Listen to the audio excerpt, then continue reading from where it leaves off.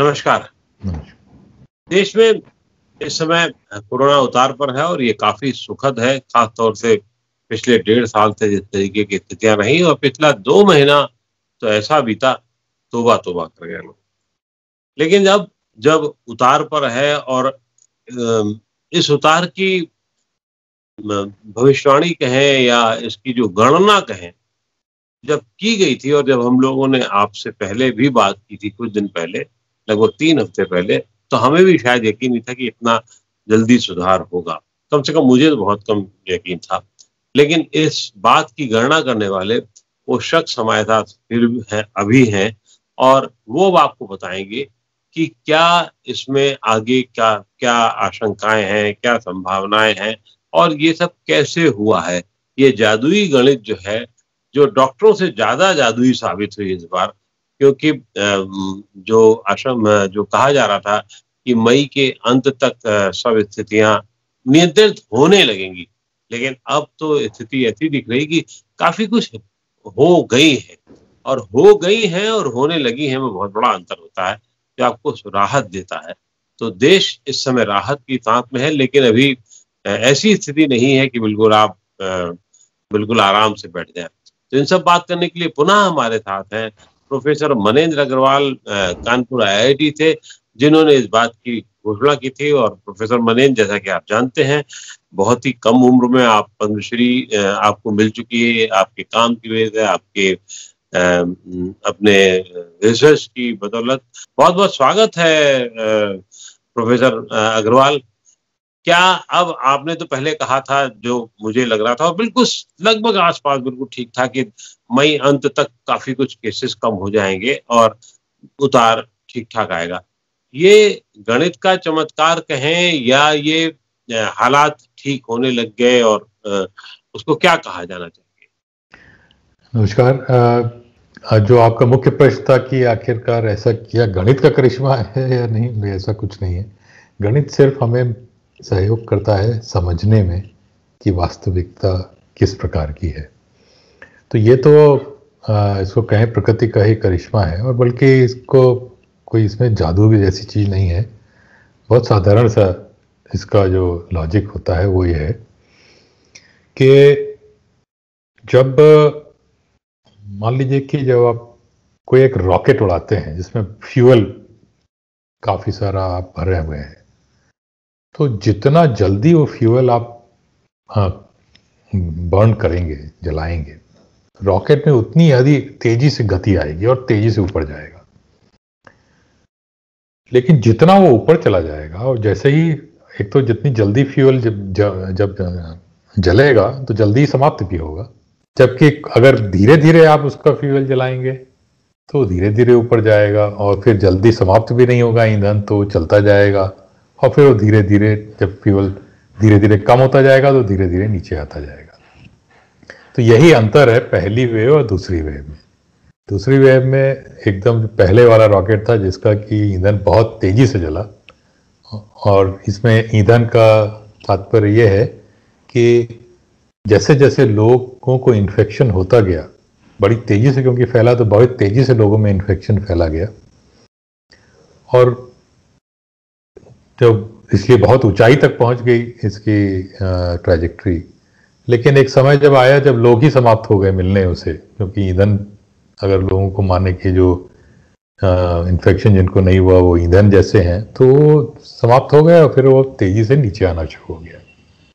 जी, क्योंकि मुझे याद है कि आपने सेंटेंस ये कहा था कि जब अगर ये जितनी तेजी से ऊपर जाएगा उतनी तेजी से नीचे उतरेगा और ये लगभग हुआ ही है। लेकिन अब आपको क्या लगता है जब 1.5 लाख के आसपास देश भर में केसेस हो गए हैं और तो जो पहले आपको लग रहा था सामान्य स्थिति का मतलब 10-15 हजार जब केसेस रह जाएं देश में, तो वो गणितीय स्थिति कब तक हम पा लेंगे? क्या वो जून भर पूरा इंतजार करना पड़ेगा या जून मध्य तक स्थिति बिल्कुल लगभग सामान्य की स्थिति, मतलब आंकड़ों के हिसाब से सामान्य की स्थिति रह जाएगी? नहीं, जून मध्य तक तो नहीं आएगी, क्योंकि अब उसका जो नीचे अभी तक तेजी से गिर रहे हैं नंबर संख्याएं, लेकिन अब उसकी रफ्तार कम होती जाएगी और आप देखेंगे कि धीरे धीरे संख्या कम तो हो रही है लेकिन उतनी तेजी से कम नहीं होगी। तो जून के अंत तक आते आते जो स्थिति आप बता रहे हैं वो आने की संभावना है। और इसमें ये अवश्य है, जब भी इस तरह की गणनाएं की जाती हैं तो ये मान के चला जाता है कि जो ग्राउंड रियलिटीज़ हैं, जो स्थितियां हैं, वो बहुत अधिक बदलेंगी नहीं। उसका तात्पर्य दो तरह के हैं। एक तो कोई नया म्यूटेंट ऐसा नहीं आ जाएगा जो फिर और भी तेजी से फैलने लगे। लोग थोड़ी सावधानी बरतेंगे, वो एकदम से जब धीरे धीरे लॉकडाउन खुल रहा है तो ऐसा नहीं करेंगे लोग कि फिर सब एक दूसरे से मिलने लगें, पार्टियां प्रारंभ हो जाएं, बड़े बड़े जमावड़े होने लगें। तो वो थोड़ा ध्यान रखें। तो मेरे विचार से जून के अंत तक स्थिति काफ़ी हद तक सामान्य हो जाएगी।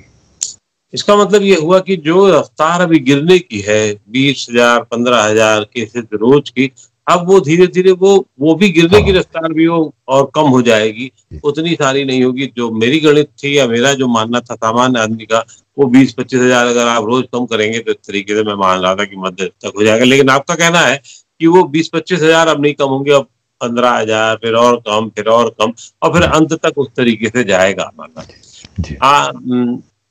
एक इस कोविड-2 के दौरान में एक ये बड़ा घालमेल रहा है, और जिसमें अभी से लोगों के मन में इतनी बड़ी आशंका डाल दी गई है कि परेशान नहीं होइए या बहुत लापरवाह मत होइए, कोविड-2 के बाद कोविड-3 भी आ सकता है, तीसरी लहर भी आ सकती है। क्या ये संभावना है तत्काल इसी के जस्ट बाद या 2-3 महीने बाद, या ये कि अब हर्ड इम्यूनिटी हो गई है और वो कुछ दिन तक सस्टेन करेगी, कुछ दिन तक रुकेगी?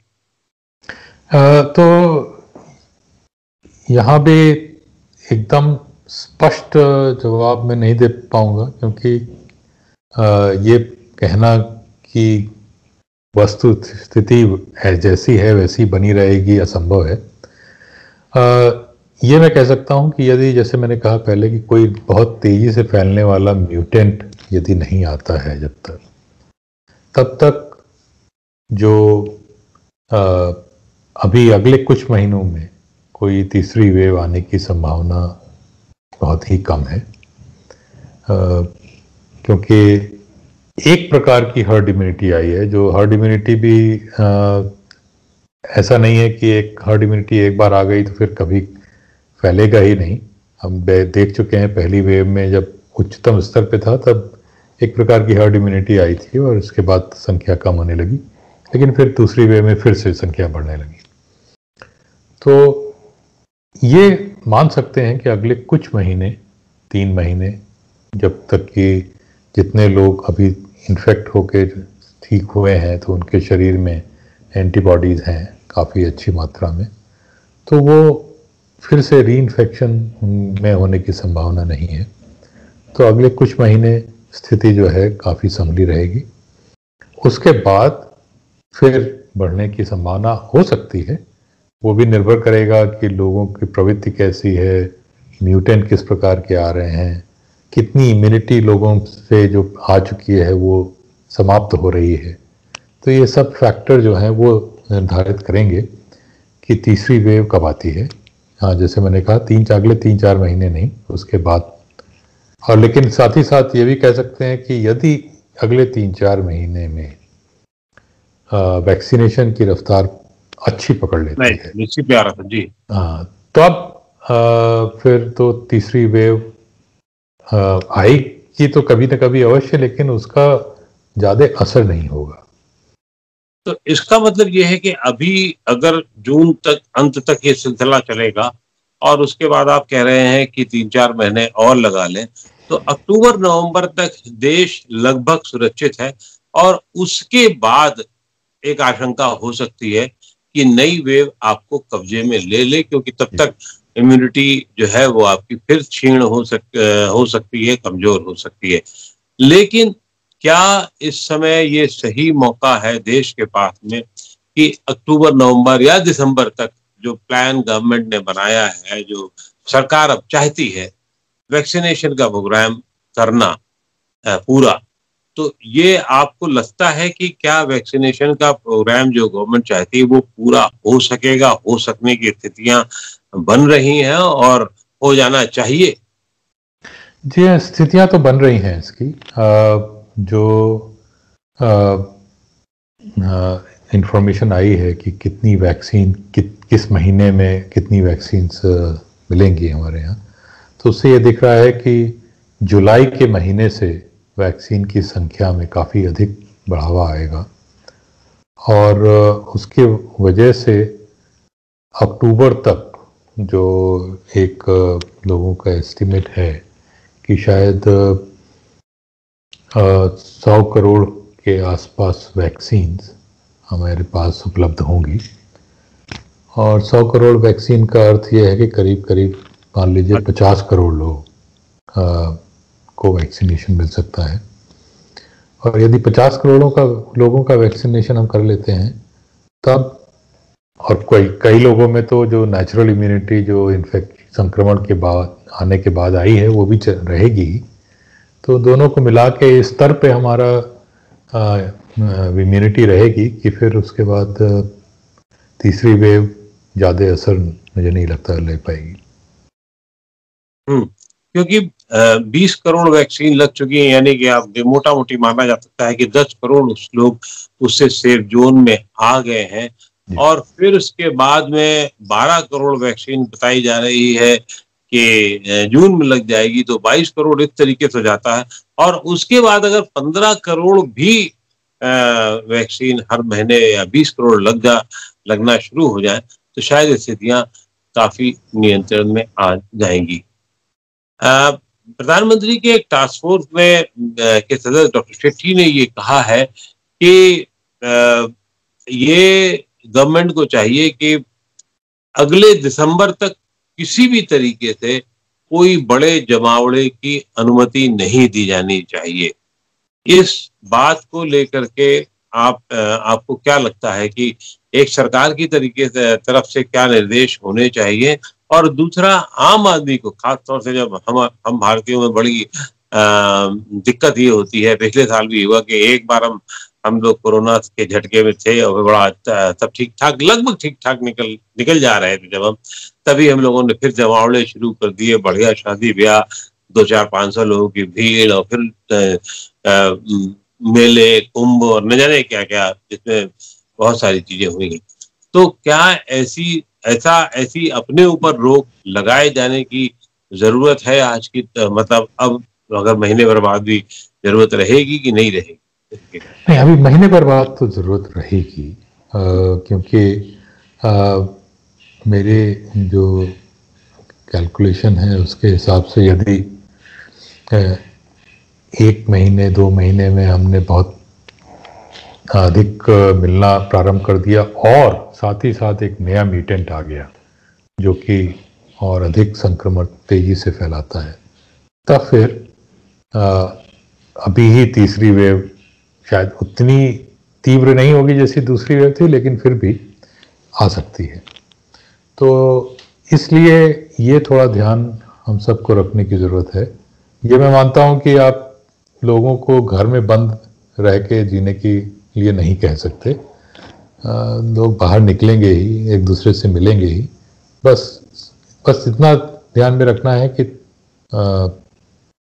जहाँ भी अधिक लोग मिल रहे हैं तो मास्क अवश्य पहने, और जहाँ तक हो सके वैक्सीन जितनी जल्दी से जल्दी हो सके लगवा लें।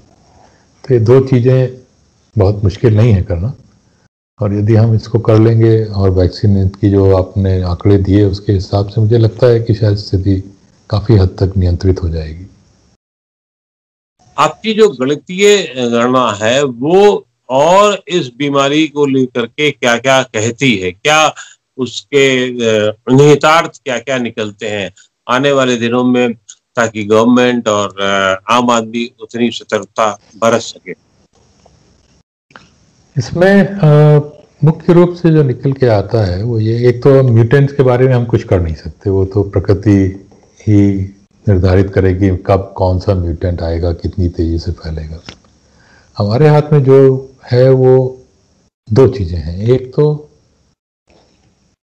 हम एक दूसरे से जब जैसे कहा कि थोड़ा ध्यान में रख के इसको कहते हैं कोविड अप्रोप्रिएट बिहेवियर को सोचते हुए ही मिले। और दूसरा जो कम्युनिटी स्प्रेड वाली स्थिति है उसको नहीं आने दें। और कम्युनिटी स्प्रेड वाली स्थिति जब आती है, जब एक तो कोविड अप्रोप्रिएट बिहेवियर समाप्त हो जाता है और दूसरा बहुत अधिक लोगों का आना जाना मिलना जुलना बड़ी संख्या में होने लगता है। तो ये दो चीज़ें जो दोनों ही हमारे हाथ में हैं और इन्हीं का हमें ध्यान रखने की आवश्यकता है। यदि हम बिल्कुल ध्यान नहीं रखेंगे तब मेरी गणना के अनुसार, और साथ ही साथ एक कोई नया म्यूटेंट भी आ जाता है, तो मेरी गणना के अनुसार फिर एक तीसरी वेव शुरू हो जाएगी। बिल्कुल, फिर तीसरी वेव का खतरा हो सकता है। साइंटिफिकली मतलब अब और क्या सलाह दी जा सकती है, या जैसे लोग ठीक है अपनी लापरवाही नहीं बरते हैं और बाकी कुछ और चीजों का ध्यान रखें, लेकिन जैसे स्कूल कॉलेजेस खोले जाने हैं, आप खुद मतलब आईआईटी में हैं जहां नए बच्चे आते हैं, कुछ यंग क्राउड ज्यादा आता है, उनको लेकर के क्या सलाह दी जानी चाहिए? अभी +2 के एग्जाम और बाकी को लेकर के बहुत सोचा समझा जा रहा है, तो ऐसे में उनको लेकर के गवर्नमेंट को क्या सलाह देनी चाहिए कि क्या अब वैक्सीनेशन का क्रम पहले जैसे 18 से 45 शुरू कर दिया गया, तो अब पहले वो 18 से 45 ना करके 18 से 20-22 रखा जाए और फिर बाद में और कुछ अभियान शुरू किए जाए। इस तरीके से भी क्या किया जा सकता है ताकि बच्चे सेफ रह सकें? देखिए, वैक्सीनेशन की प्रायोरिटी निर्धारित होनी चाहिए कि किसमें खतरा अधिक है, किस एज ग्रुप को अधिक खतरा है संक्रमण से। और ये देखने में जो आया है कि जितना यंग लोग हैं उनको संक्रमण होता भी है तो बहुत ही हल्का होता है, ज़्यादा उनको खतरा नहीं होता। और इसीलिए ये पॉलिसी न सिर्फ भारत में, हर जगह ये पॉलिसी बनाई गई है कि अधिक उम्र के लोगों को प्रायोरिटी दी जाए वैक्सीनेशन में। और मुझे लगता है कि वही पॉलिसी हमें लागू रखनी चाहिए। कुछ महीने के अंदर ही मेरे विचार से काफ़ी वैक्सीन हमारे पास हो जाएंगी और तब शायद यंगर जनरेशन को भी वैक्सीन आसानी से उपलब्ध हो जाएगी। और जहाँ तक स्कूल कॉलेजेस खोलने का सवाल है, ये थोड़ा लोकल डिसीजंस होने चाहिए कि जिस जगहों में संक्रमण काफ़ी तेज़ी से फैला था पहले और तेज़ी से समाप्त हुआ था, वहाँ पे स्थिति इस प्रकार की होगी कि अब निकट भविष्य में संक्रमण फिर से फैलने की संभावना नहीं है। तो वहाँ पे स्कूल खोलने, कॉलेजेस खोलना ज़्यादा आसान होगा, उसमें उतना खतरा नहीं रहेगा। मतलब वहाँ उसके पीछे शायद कारण ये है कि हर्ड इम्यूनिटी ऑलरेडी डेवलप हो चुकी है, तो इसलिए वो खतरे नहीं है। तो इसका मतलब इस बात के लिए भी बहुत दबाव डालने की जरूरत नहीं है कि पहले 18 से 20-22 साल के बच्चों को कर दिया जाए और फिर बाद में जो अपना क्रम चल रहा है, अभी जो चल रहा है 18 से 45 का, वो चलता जाए, लेकिन सावधानी से और पूरी सक्रियता के साथ में काम किया जाए ताकि कोई समाज को दिक्कत ना आने पाए। बहुत बहुत आभार मनीन जी आपका कि आपने हमें समय दिया और गणितीय गणना के बारे में इतना सब कुछ बताया। और हम उम्मीद करते हैं कि तीसरी वेव, जैसा कि आप कह रहे हैं, नहीं आएगी, या आएगी तो उसका असर उतना बड़ा नहीं होगा और हम भारतीयों का आम जनजीवन जो है बहुत सामान्य रहेगा। बहुत बहुत आभार आप, धन्यवाद।